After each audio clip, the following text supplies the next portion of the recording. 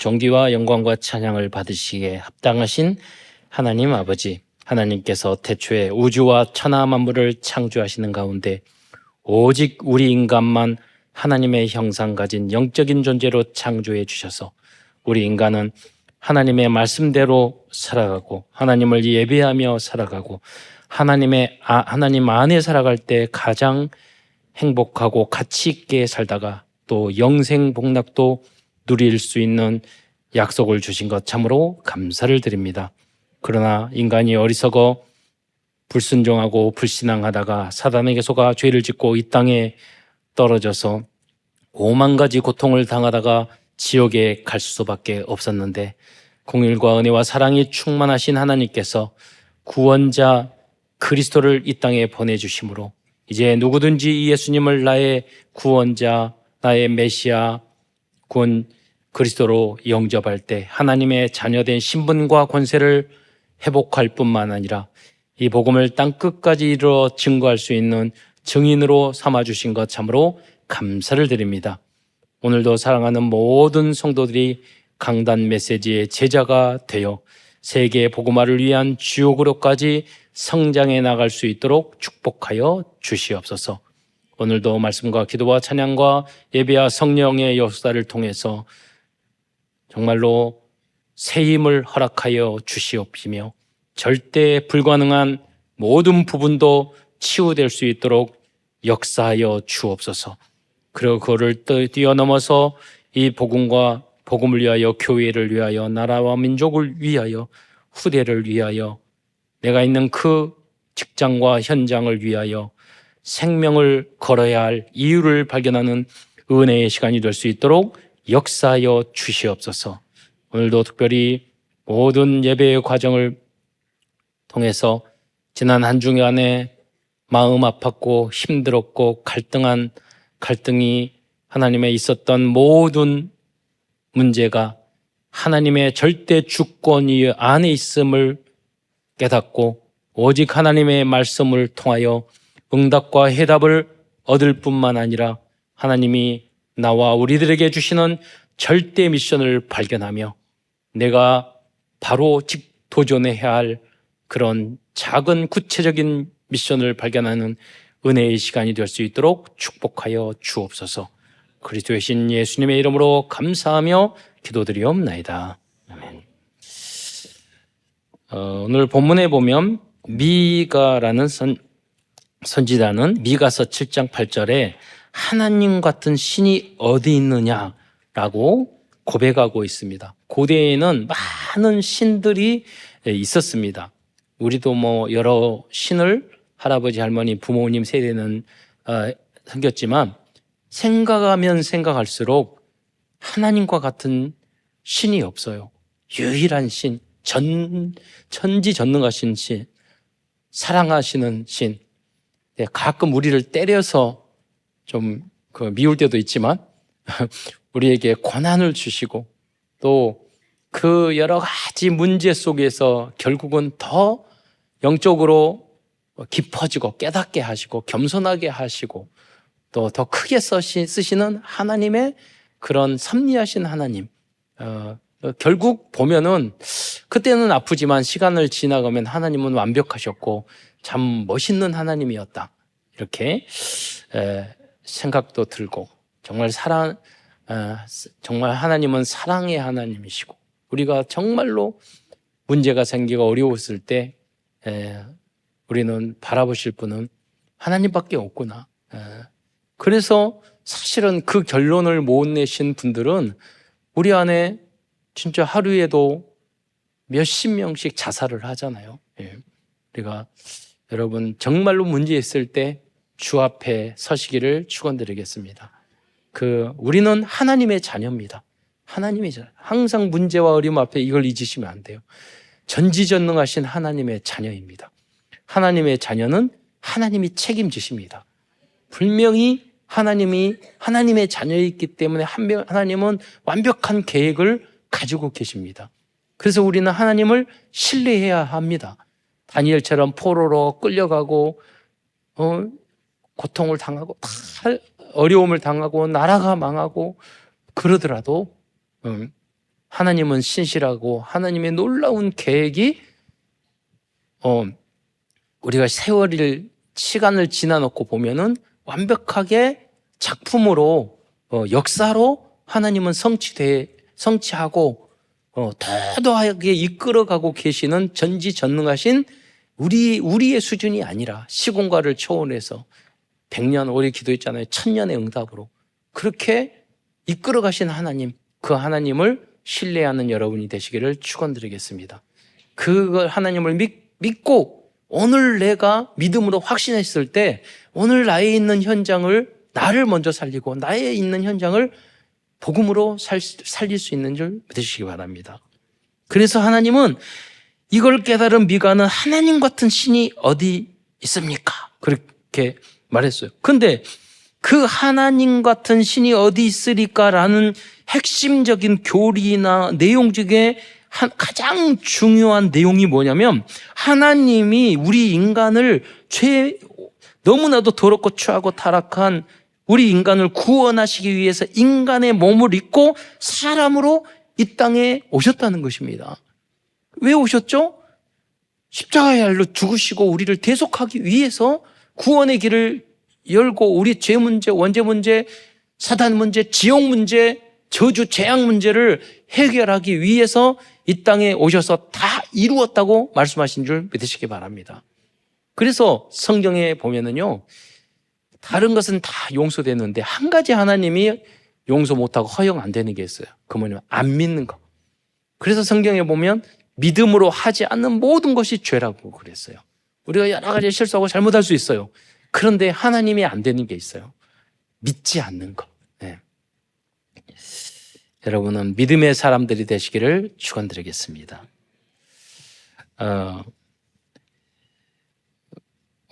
또 오늘 본문 누가복음 19장 10절에 보면은 인자에 온 것은 잃어버린 자를 찾아 구원하려 함이라 라고 말씀하고 있습니다. 이건 누가복음을 기록한 그 누가를 위해서 이 말씀이 기록되었죠. 삼위일체 하나님이시고 완전한 사람이신 그리스도가 이 땅에 오셔서 십자가에 죽으시고 부활하셨기 때문에 예수님을 그리스도로 영접한 우리는 하나님의 자녀가 되었습니다. 미가서 7장 19절에 보면은 다시 우리를 불쌍히 여겨서 우리의 죄악을 발로 밟으시고 하나님은요 죄를 한 가지도 죄 지으면 구원받을 수 없는 완벽하게 거룩하신 분이에요. 그러니까 성경에 보면 사람을 미워하는 것도 살인하라고 그러잖아요. 음욕을 품어도 간음이고 또 탐욕을 품어도 도둑질이라고 하잖아요. 그러니까 겉모습 행위뿐만 아니라 마음까지도 완벽하기를 원하시는 거예요. 근데 그런 사람이 어디 있어요, 세상에. 그래서 우리를 구원하시기 위해서 하나님이신 완벽하신 그리스도께서 이 땅에 오신 줄 믿으시기 바랍니다. 그래서 우리의 모든 죄를요 완전히 죄의 바다에, 깊은 바다에 던지셔버렸어요. 그래서 법적으로 우리가 용서함을 받은 겁니다. 생명의 성령의 법이 죄와 사망의 법에서 우리를 용서하고 해방하신 줄 믿으시기 바랍니다. 그래서 우리가 그 법으로 용서받았으니까 마음대로 살아라, 그런 말은 아니에요, 하나님이. 그러나 여러분 아셔야 돼요. 우리의 과거의 죄, 현재의 미래의 죄, 알고 지은 죄, 모르고 죄, 원죄, 자범죄, 모든 죄를 주께서 시공간을 초월하신 주님께서 완벽하게 해결한 줄 믿으시기 바랍니다. 거기다가 덧붙일 게 있어요. 내 죄도 해결했지만 남의 죄도 해결하셨어. 그랬잖아요. 그래서 나는 용서하시고 다른 사람은 용서 안 하시고 그러시면 안 돼요. 무슨 말이냐면 1만 달란트 빚진 자, 용서함을 받은 우리가 너무 큰 용서를 받았기 때문에 죄는 나쁘고 잘못하고 하지만 우리는 다른 사람을 정죄할 수 있는 입장이 안 되는 거예요. 그리고 못 돼야 돼요. 저는 안 되던데요.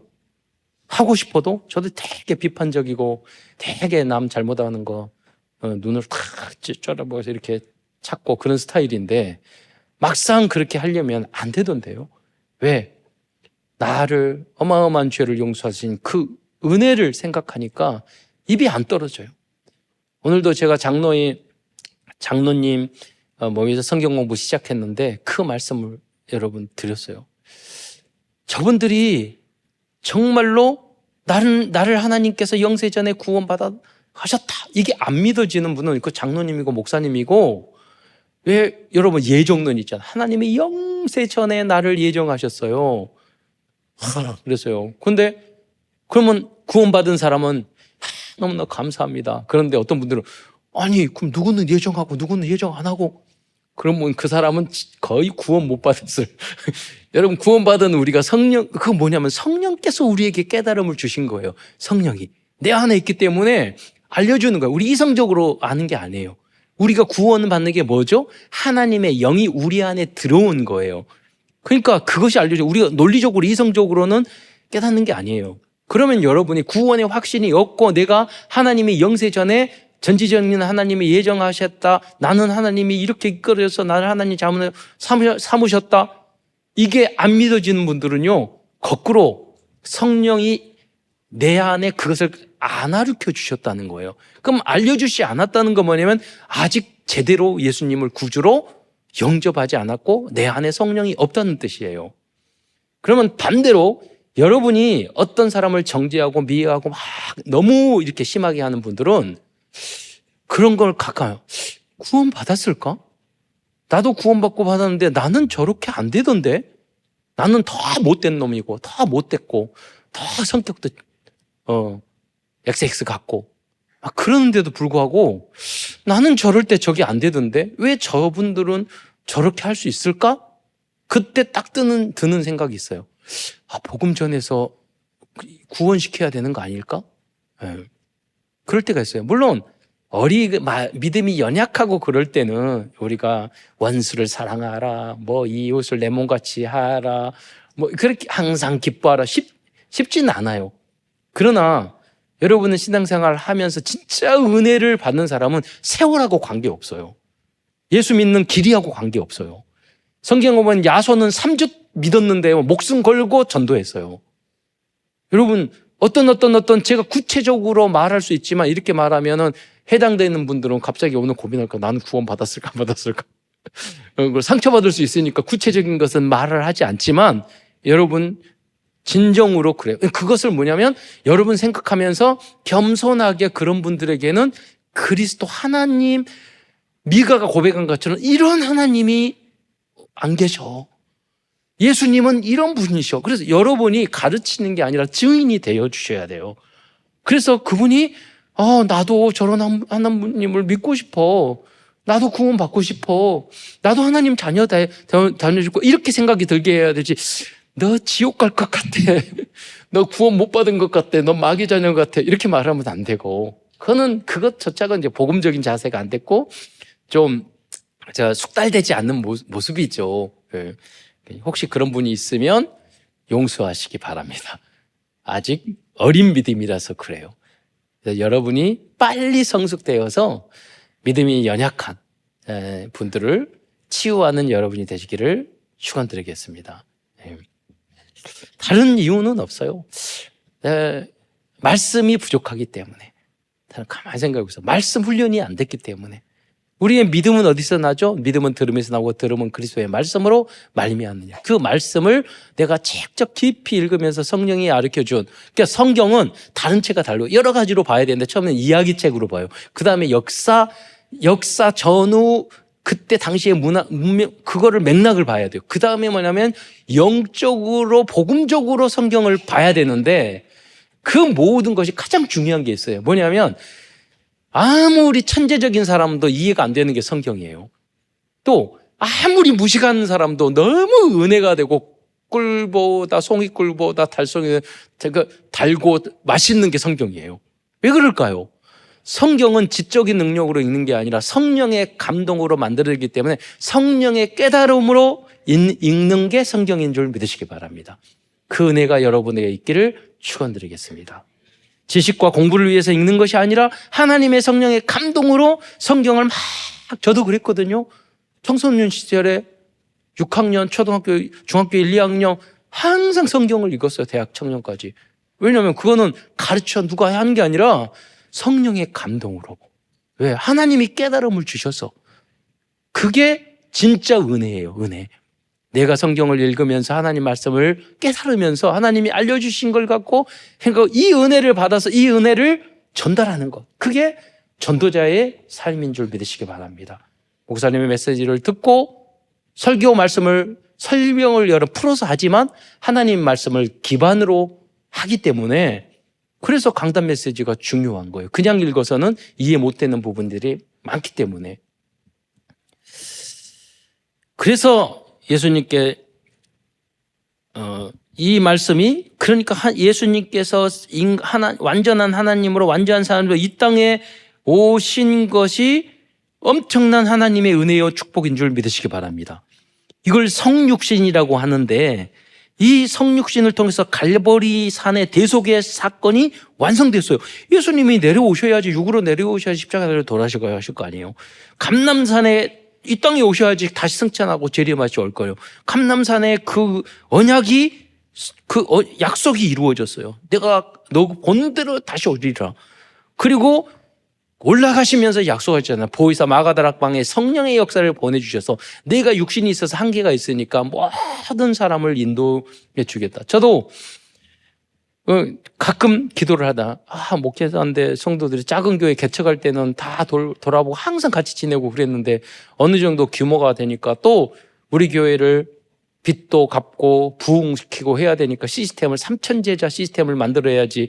그러다 보니까 성도들하고 부교역자, 구역장, 사역자 중심 시스템 하니까 성도들하고 멀어지는 거예요. 예. 그러니까 기도하는 거예요. 하나님, 제 소원이 성도들의 교회가 커지면 담임 목사님이 성도들의 이름이나 얼굴을 모르거든요. 그래서 옛날에 지하철 타고 딱 가는데 어떤 큰 교회 목사님이 딱 만났는데 목사님 안녕 인사했더니 그랬대요. 어느 교회 다니세요? 그러니까 목사님 교회 다니는. 저도 그런 응답을 주옵소서. 네. 부흥했다는 뜻이에요. 그 목사님이 관심 없고 사랑이 없고 그런 게 아니에요. 그럴 때마다 생각이 하나님 천군천사 보내주셔서 성령님께서 저는 일일이 가족도 부모님도 같이 산다고 다 돌아봐 줍니까?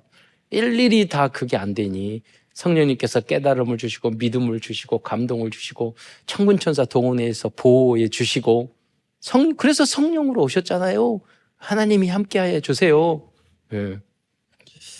물론 다음 주부터 신방을 하겠지만 어떤 분은 신방 안 온다고 섭섭해하고 어떤 분은 신방 받기 싫어서 도망다니고 그러니까 목사는 어쩌라는 말이에요. 그러면 돼요. 받고 싶은 사람은 하고 받기 싫은 사람은 시간표를 기다리면 되는 거죠. 네. 그래서 이제 정말로 우리 교회 세계 복음화를 위해서 어느 정도 부흥을 해야 되거든요. 우리 교회 크고 빚 갚고 그런 차원이 아니라 하나님이 우리에게 땅끝까지 증인되고 세계 복음화 하라고 그랬잖아요. 이번에도 선교대회 하는데 그 선교사님들 한 번 오면 몇백만 원씩 드는데 그래서 우리가 초청 헌금을 다시 또 하잖아요. 우리가 해야 되고 이러면 그분들이요 우리가 다 해야 될 선교를 대신하시는 거예요. 대신하는 그러니까 모든 분들이 내가 해야 할 세계복음화 여러분 안 가셔도 돼요. 온 가족이 안 가셔도 되고 여러분 선교 현장 안 가셔도 돼요. 시간표 되면 집회도 가고 선교 현장도 가보고 그러지만 꼭 안 가셔도 돼요. 왜? 우리 대신 가서 전문 사역 하시는 분이 계시니까. 그러나 여러분 항상 마음으로 그걸 생각을 해야 돼요. 하나님, 내가 할 일을 내가 해야 될 선교를 전도를 그분 대신 했으니 우리가 기도로 헌신으로 그렇게 동참할 수 있도록 은혜를 주세요. 우리 교회가 부흥하고 선교하는 것도 더 많은 선교사와 현장에 돕고 우리 후대들도 외국에 가서 공부하고 또 실력을 쌓고 그래서 정복하고 다스리는 원래의 축복을 회복하기 위해서는 여러분이 복받고 이유가 나 혼자 잘 먹고 잘 살려가 아니라 이유가 뭐냐면 여러분 전도 선교 때문에 사는 이유도 그게 하나님 앞에 영광 돌리는 거죠. 하나님은 높으십니다. 하나님은 대대하십니다. 그럼 어쩌라고? 그럼 그 말 안 해도 그것을 우리가 실천하고 하는 게 뭐냐면 전도 선교란 말이에요. 위대하신 하나님을 자랑하고 전하고 하는 것이. 오늘 누가복음 본문으로 다시 들어가서요. 이 누가복음은 누가라는 사람이 썼어요. 그래서 누가복음이에요. 네.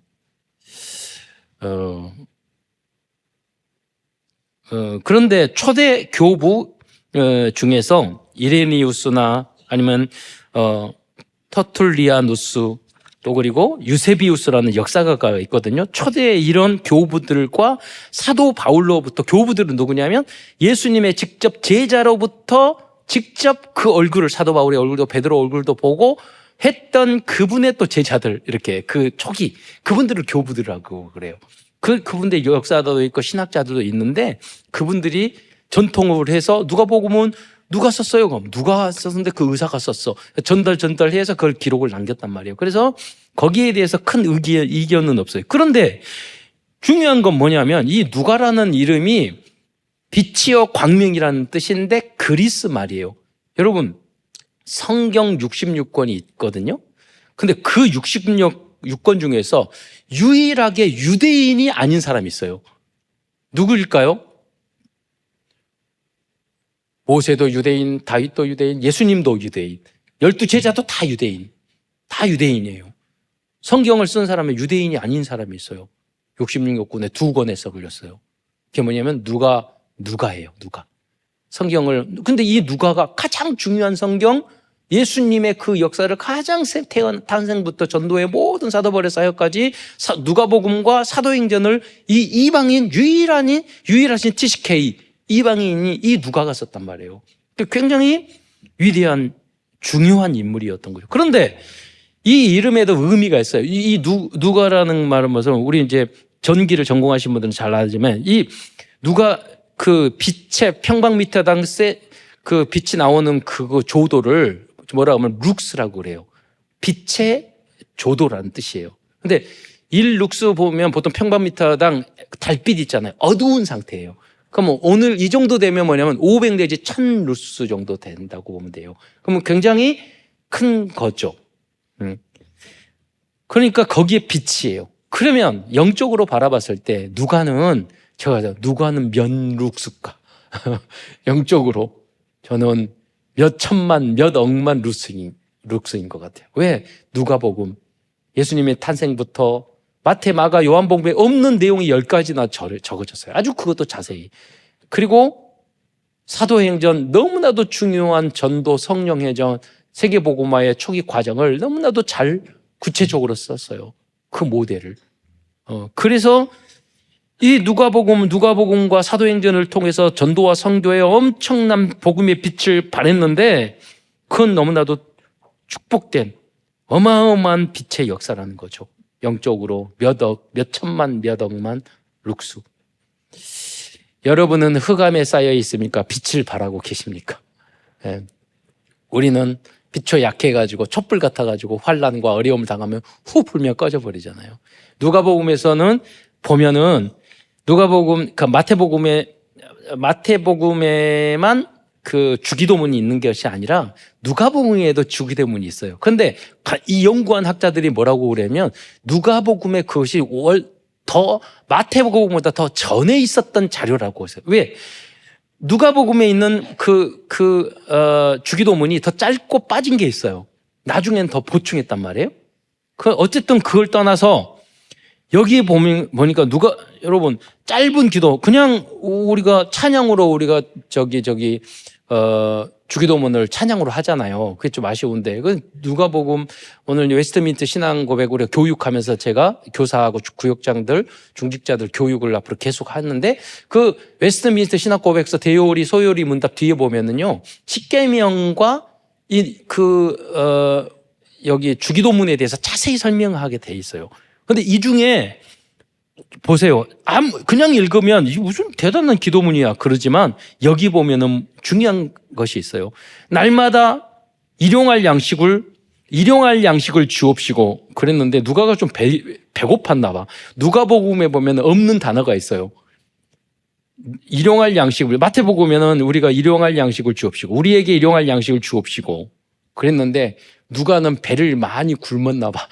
그 앞에 날마다 일용할 양식을 주옵시고, 그래서 날마다를 붙였어. 그래서 전도 선교하면서 좀 굶었나 이런 생각이 좀 들고, 여러분 우리가 삶에 있어서 우리 밥 굶지 않은 시대가 얼마 안 됐어요. 우리 할아버지 할머니도 부모님도 보릿고개 다 넘겼어요. 우리도 우리 민족 지금 부자 되고 우리가 먹고 살게 되는 게 얼마 안 됐어요. 일용할 양식이 먹는 게 인간으로서는 너무나도 중요해요. 우리가 그래서 주기도문 하는 나라들은요 다 잘 먹고 잘 살아요. 예. 옛날에 어느 공산주의 국가 거기에 비가 선교사님 나한테 그러더라고요. 저희 하나님 없다고 보니까 6년 동안 비가 안 내렸대. 저 나라는 공산당인데. 그 말도 다 맞는 것은 아니지만 여기 생각해 보세요. 주기도문 하라고 기독교 믿는 나라들은요 다 백성들이 민주화되어 있고 자본주의화되어 있고 다 그거를 탈피했어요. 우상 숭배하는 나라 보세요. 다 빈부격차가 있고 인권도 없고 굉장히 문제가 많아요. 이게 너무너무 중요한 거예요. 또 그거보다 더 영적으로 중요한 게 죄 지은 자, 우리에게 죄 지은 자를 지은 모든 사람을 용서하오니 우리 죄도 사하여 주옵소서. 여긴 더 믿음적인 고백이에요. 우리 용서하여 주는 것 같이 사하여 주옵소서. 조건부잖아요. 근데 여기는 어떻게 고백하냐면 우리 죄 지은 모든 사람을 용서하오니, 내가 용서 이미 하는 실천적인 이야기를 해요. 그러니까 좀 더 깊이 있는 주기도문을 지금 누가는 하고 있다고 볼 수 있는 거예요. 또 굉장히 중요한 누가복음 안에 뭐냐면 다만 시험에 들게 하지 마옵시고. 무슨 말이냐면 여러분 가끔 신앙생활을 할 때 영적으로 전쟁이 일어날 때가 있거든요. 굉장히 문제가 일어날 때가 있어요. 그때 딱 보면 어떻게 예수 믿는 사람이 어떻게 저렇게 할 수 있을까 생각을 하는데 얼굴을 보면 시험에 꽉 차 있는 분들이 많이 있어요. 이 시험 들게 하는 마귀는 돌아다니거든요. 그런데 이게 영적 전쟁이에요. 가정에서. 그런데 그 얼굴을 보면 기쁨도 없고 조건 관계없이 주님은 그렇게 말하. 여러 가지 환난과 문제 속에서 우리는 기뻐하고 항상 기뻐하라고 그랬는데 그 관계없잖아요. 그런데 시험에 들면 얼굴 탁 굳어 있고 웃지도 못하고, 그리고 더 무서운 것은 엊그제 대화하는데 눈이요 도끼가 서려요. 살인자의 눈 것처럼 시험에 들면 그런 상황대. 무슨 말이냐면 여러분 우리의 신앙의 깊이가, 여러분 왜 말씀과 무장을 하고 있어야 되냐면 지금 우크라이나 보세요. 영적으로 무장되지 않으면 우리가 평온하고 문제 없을 때는 그냥 이길 수 있어요. 그러나 적군이 쳐들어왔을 때는 우리에게 강력한 영적인 말씀과 믿음과 무기가 없으면 거기에 노예 포로 죽어버린다니까. 우리 진다니까요. 그러니까 여러분이 시험에 빠지지 않을 정도로 말씀이 준비되기를 축원드리겠습니다. 여러분 그래서 결혼하기 전에 우리 청년 때는, 여러분 10대 때는요 굴러다니는 쇠똥을 보고도 막 웃어요. 결혼하고 자식 낳고 직장생활 해보세요. 그러니까 여러분 렘넌트 때 진짜 요셉처럼 믿음을, 다니엘처럼 어떤 환경 속에서도 흔들리지 않고 빛을 발할 수 있는 여러분이 되시기를 축원드리겠습니다. 그러니까 엄마 아빠 예배 드리니까 따라오고, 그래 나는 못 모르니까 신앙생활하고, 그렇게 생각하면 절대 안 돼요. 여러분 초등학교 중학생이라 할지라도 이때가 너무나도 중요한 믿음의 뿌리를 내리고 각인뿌리 체질을 만드는, 인생을 정말로 성공시킬 수 있는 최고의 시간표고 때다. 이런 마음으로 여러분 신앙생활을 해야지 엄마가 가니까 따라오고 누가 가려고, 아니라니까요. 왜냐하면 여러분의 인생이야. 그렇잖아요. 나의 인생이야. 평생 내가 살아가야 될 시간이 더 많아. 누구와 함께, 엄마도 아빠도 도움 한계가 있어요. 능력도 한계가 있고 함께 하시는 것도 한계가 있어요. 이런 준비를 하는 이 인물이 누구냐? 마가 같은 사람이고 누가 같은 사람이라니까요. 어린 때, 젊었을 때 다 10대, 20대에 이 사역을 했어요. 여러분, 루터가 종교개혁, 기독교 강요, 칼빈이 기독교 강요 어마어마한 책을 쓰기 시작하는 게 27살 때였어요. 지금 그때 쓴 기독교 강요가 진짜 500년 동안 지금까지 모든 신학이 우리 장로의 이 어마어마한 신학을 만들어냈어요. 그럼 그 전부터 준비됐다는 거 아니에요? 그때 썼으니까. 어린 나이가 아니에요. 청년의 때 공고한 날에 이르기 전에 여러분이 완전히 복음으로 말씀으로 무장되는 여러분이 되시기를 축원드립니다. 시험 들지 않게. 예, 어떤 문제가 있어도. 자, 그래서 여러분이 오늘은 간단하게 전체적인 중요한 내용을 이미 서론에 말씀드렸기 때문에 큰 첫 번째에서는 왜 예수님이 그렇다면 인간의 모습으로 이 땅에 오셨을까에 대해서 먼저 설명을 드리겠습니다. 그 첫째는요, 예수님은 역사적인 참 사람이라고 산 사람을 예수님이 오셨다는 것을 알려주기 위해서 그런 것입니다. 여러분 처음에 여러분 생각하기에 예수님이 거의 AD 33살에 십자가에 달려 돌아가셨으니까 예수님이 돌아가신 후에 예수님의 마태, 마가, 누가복음 바로 예수님이 돌아가시자마자 예수님이 돌아가셨으니까 예수님의 말씀을 다 책으로 만들어서 기록하고 그래야지 후대에게 전달해 줘야지 그렇게 해서 예수님 돌아가자마자 마태, 누가, 요한복음을 썼을까요? 아니면 오랜 후에 썼을까요? 오랜 후에 썼어요. 왜 그러냐면 예수님이 계실 때는 예수님을 직접 받고 직접 들었던 몇백 명, 몇천 명이 있었어. 그 제자들도 있었어. 그러니까 직접 그 책 안 봐도 이야기를 우리가 예수님의 이야기를 계속 들을 수 있었어요. 그 다음에 죽으니까 그러면은 베드로의 제자가 또 있었어. 그러니까 이제 마가처럼 이야기를 들을 수 있었어. 예수님의 제자는 아니지만. 보니까 점점 돌아가시네? 야, 기록을 남겨야 되겠다. 그래서 남기는 거예요. 그럼 세월이 지나면 역사적인 인물이 아니라고까지 이야기를 하게 된 거예요. 그러니까 AD 거의 80년, 90년 돼서 누가복음을 기록한 거예요. 누가는 예수님의 제자도 아니고 예수님을 직접 보지 못한 사람이에요.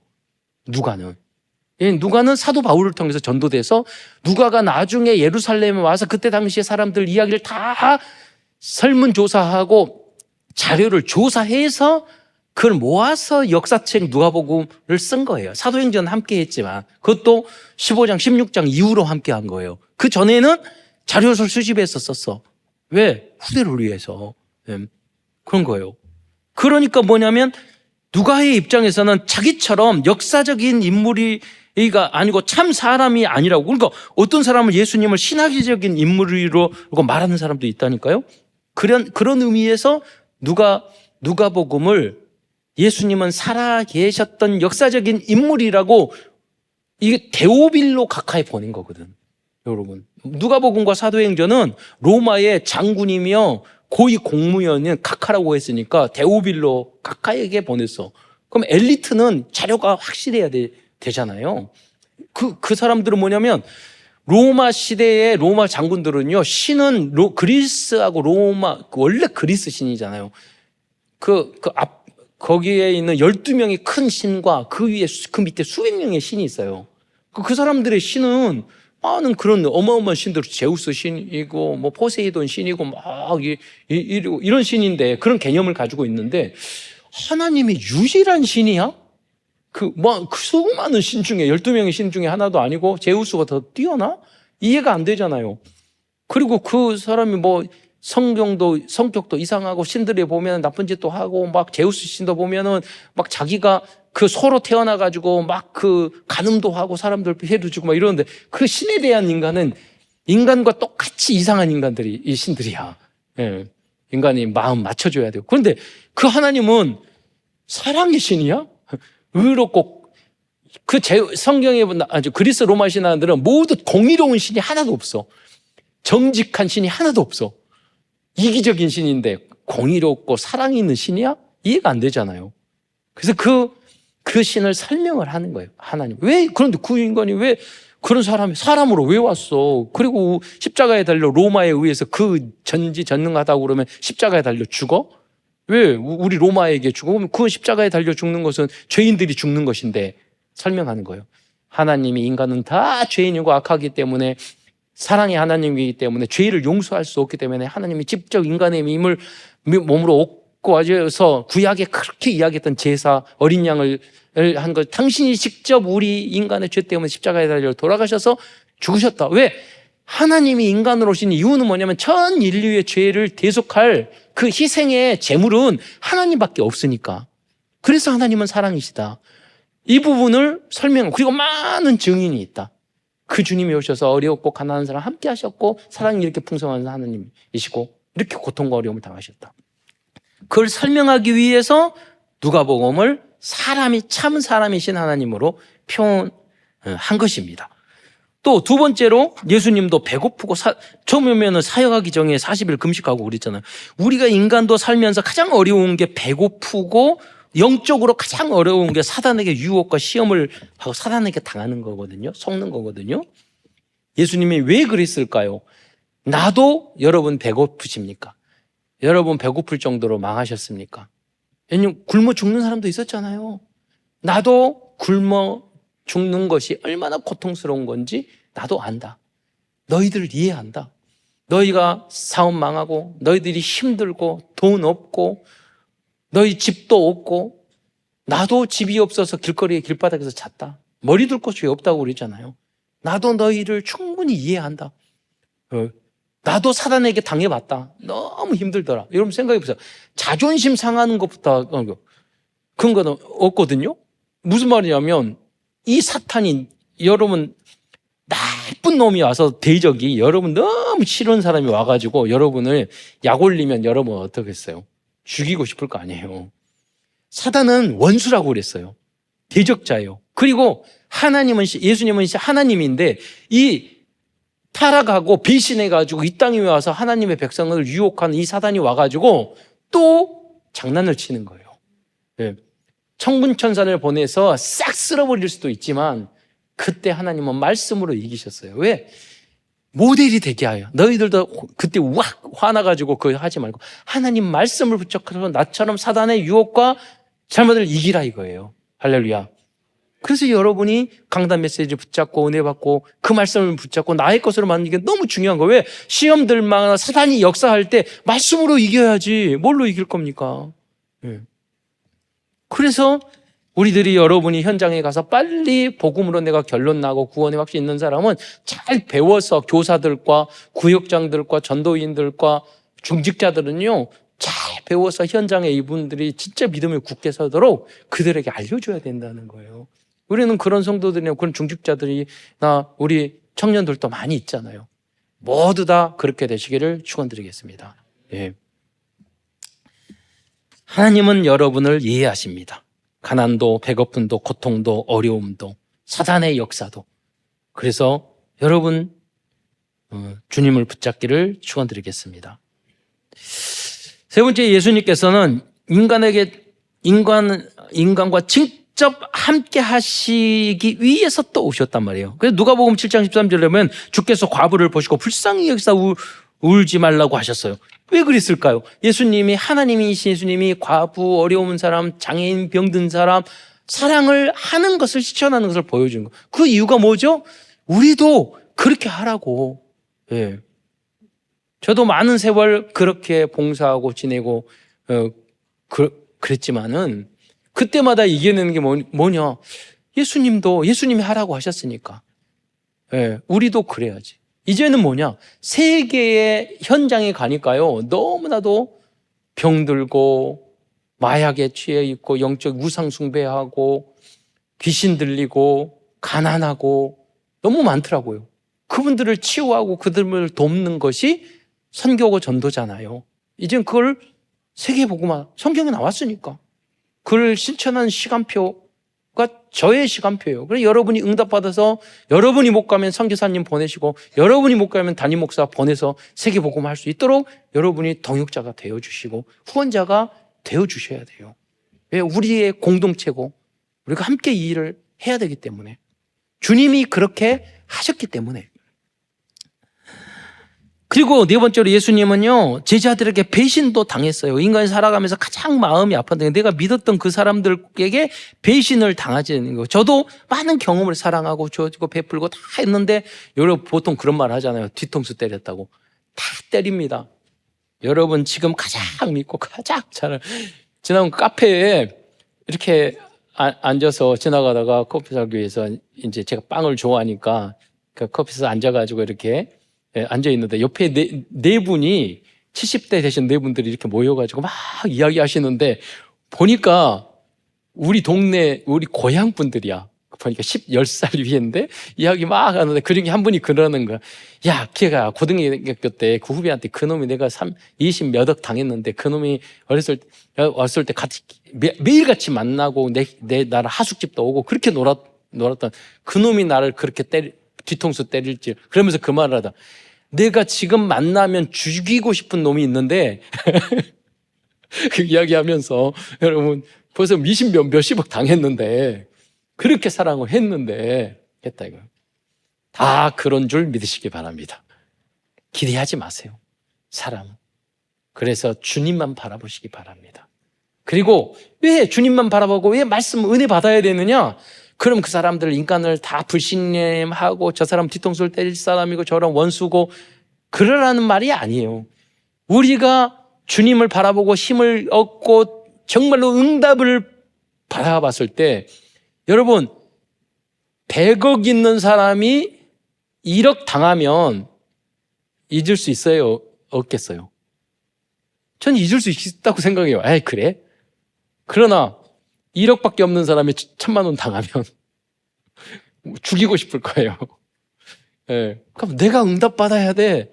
그리고 내가 사실은 영적으로 아무리 모든 걸 다 하더라도 내가 믿음이 정말로 충만하면은요, 그 이상의 내가 당하더라도, 그래서 인간은 다 그래. 그럴 수 있어. 나는 더 큰 은혜를 받았는데. 그리고 우리가 용서할 수 있다니까요.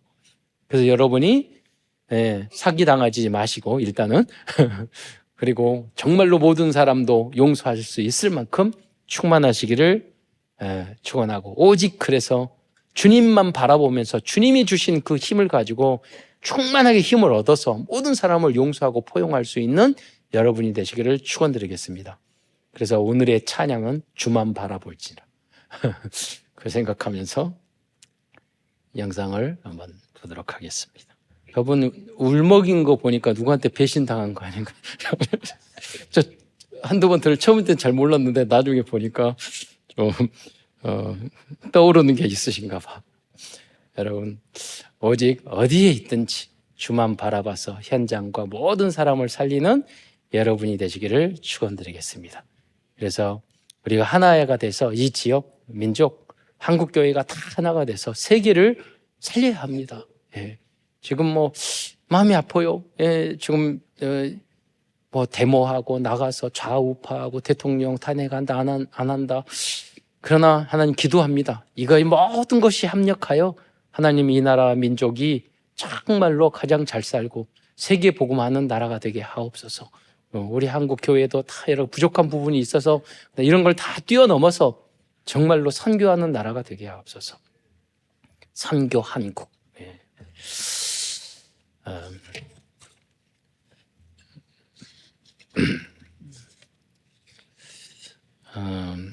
녹취록 나올 거니까 시간이 없어서 모든 걸 뛰어넘어서 요한 누가복음에 보면은요 중요한 핵심적인 요절이 있어요.